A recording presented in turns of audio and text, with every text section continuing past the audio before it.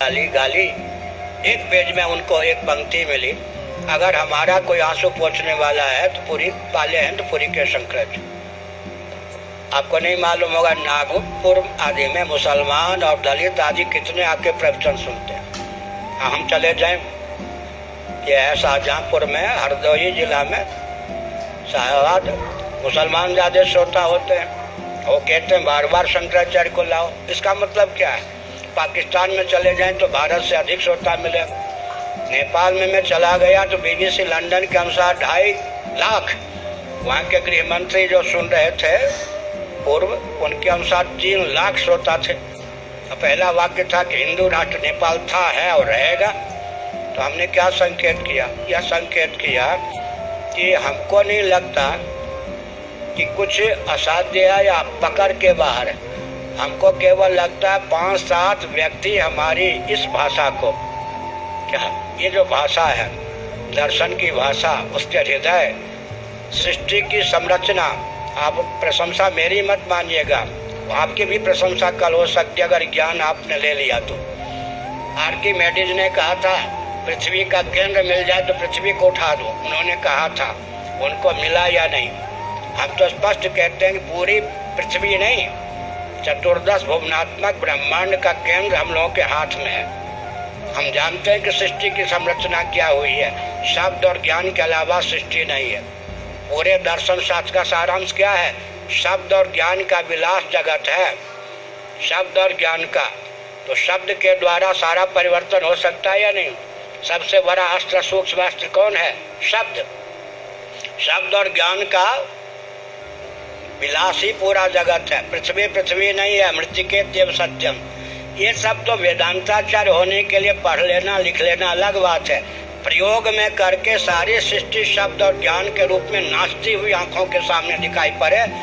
यहाँ बैठे बैठे अब आप मेरी सिद्धि कोई भी पात्रों में ये ज्ञान दे सकता हूँ, दे ही रहा हूँ, लुटा ही रहा हूँ। कोई पकड़ने वाला पकड़, मैं लुटा रहा हूँ, अनारी नहीं हूँ। इनसे कहा ना सभा में, मुझे हनुमान जी ये सब सप्तर्षि श्रोता होते हैं, व्यर्थ मेरा ज्ञान नहीं जाता। उनको प्रमुदित करने के लिए मैं बालक हूँ, मैंने उनसे पढ़ा है, उनको प्रसन्न करने के लिए तोतली बोली में बोलता हूँ, श्रोता सुन लें। तो पूरा यहाँ बैठ के ही पूरे विश्व का संचालन हो सकता है, क्योंकि शब्द और ज्ञान का संवेद स्वरूप ही सृष्टि है। जितना परिवर्तन करना चाहे ना, यहाँ स्विच है, बोकारो की फैक्ट्री है, यहाँ स्विच ऑन करो। आपको मालूम है कि अमेरिका आदि में क्या होता है, जो नए राष्ट्रपति होते हैं, रूस आदि में भी होता था, इतना बड़ा बक्सा दिया जाता है। जैसे हम जब शंकराचार्य होते हैं तो हमको सबसे कीमती जिसके मूल्य नहीं है, आदि शंकराचार्य को भगवान शिव ने जो चंद्रमौलीश्वर दिया, वो परंपरा से प्राप्त। हमारी धरोहर क्या है? जो नए शंकराचार्य होते हैं, पुराने शंकराचार्य वो चंद्रमौलीश्वर देते हैं, वो हमारे आराध्य हैं, हमारे यहाँ पूजित होते हैं। हम अगर हम चाहें तो 2 लाख 3 लाख तो रोज चंद्रमौलीश्वर के नाम पर ही ले लें। सब ऐसी जगह पूजन करें, ऊंचे रख करके, दूर से दर्शन करेगा 5 लाख 5,000, वो देने के लिए तैयार। हम तो बंद कमरे में करते हैं, ये भी नहीं प्रचार करते कि मेरे पास है वो दिव्य भगवान शिव हैं। सदाशिव जी ने जो दिया शिवलिंग, वो तो परंपरा से मुझे प्राप्त है, उनका मैं पूजन करता हूँ, समझ गए ना? तो अभिप्राय क्या है? यहाँ बैठे बैठे ही मानवोचित ढंग से हम लोग काम कर रहे हैं। जब देखेंगे कि ये गियर फेल होने की स्थिति में होगी नहीं, तो पूरे विश्व को बैठे बैठे ही संचालन किया जा सकता है, क्योंकि शब्द और ज्ञान का संवेद स्वरूप ही सृष्टि है। इस चीज को अगर कोई साध ले, और कोई साथ दे या नहीं, जैसा संचालन करना चाहेंगे वो शब्द को वहाँ ला के फिट कर दो, शब्द अपना अर्थ निकाल लेगा, द्वार निकाल लेगा। तो एटम बम की शक्ति को भी निरस्त करने की क्षमता है। लेकिन कठिनाई ये होती है, इस वेदना,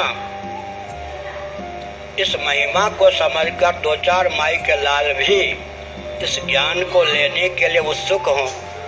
जो उत्सुक हैं उनकी मेधा शक्ति इतनी क्यों थाम सके, फट जाएगी मेधा शक्ति, तपस्या का बल नहीं है तो। और जो उत्सुक नहीं है, अभिमानी है, वो क्यों लेंगे? और नहीं लेंगे, हमारी योजना विफल हो जाएगी। ये भी नहीं, भगवान रामकृष्ण आदि आते हैं तो जितने सहयोगी चाहिए लीला में सब वहीं से लाते हैं। युधिष्ठिर आए, भगवान के भक्त जितने सहयोगी चाहिए क्रांति के लिए सब वहीं से आते ना। वाल्मीकि रामायण महाभारत पढ़िए, वहाँ से सब लेके आते हैं। यहाँ भी हमारे द्वारा भगवान को आपके द्वारा जो कराना होगा, हमें रोना क्या है। वो सारे सहयोगी आ रहे हैं, धीरे धीरे मिल रहे हैं। जामवान बहुत पहले आ गए थे, फिर हनुमान भी आ गए। जिस सुग्रीव को जब आना था सुग्रीव सामने आ गए, तो हमने संकेत किया ना कोई कष्ट है न कुछ, संक्रमण काल है और बहुत अच्छे ढंग से बिना मार काट के भी काम चल सकता है। लेकिन अभी समाज में प्रेम और विवेक को सुनने, समझने, धारण करने की क्षमता नहीं है। प्रेम और विवेक की भाषा जिनको पचती नहीं है, उनका तो संहार होना ही है, वो चाहे कोई भी हो। और जो सनातन धर्मी हैं वो सुन लें, अभी भगवान का अवतार होगा तो सबसे पहले किसको मारेंगे? जो हम लोगों का प्रवचन सुनते हैं और मानते नहीं, उन्हीं को मारेंगे।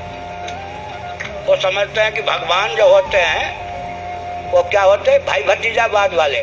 भगवान कौन होते हैं जी?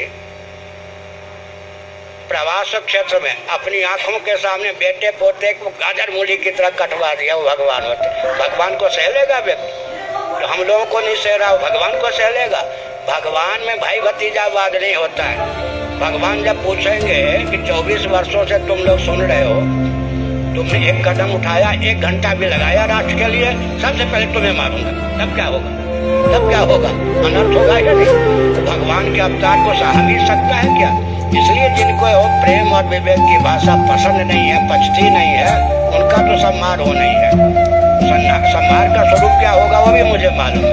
उसके बाद जैसा हम लोग चाहते हैं उसके अनुसार व्यक्ति काम करने में सफल होंगे। तो विवेक का समादर करने पर सब कुछ होगा। हर हर महादेव।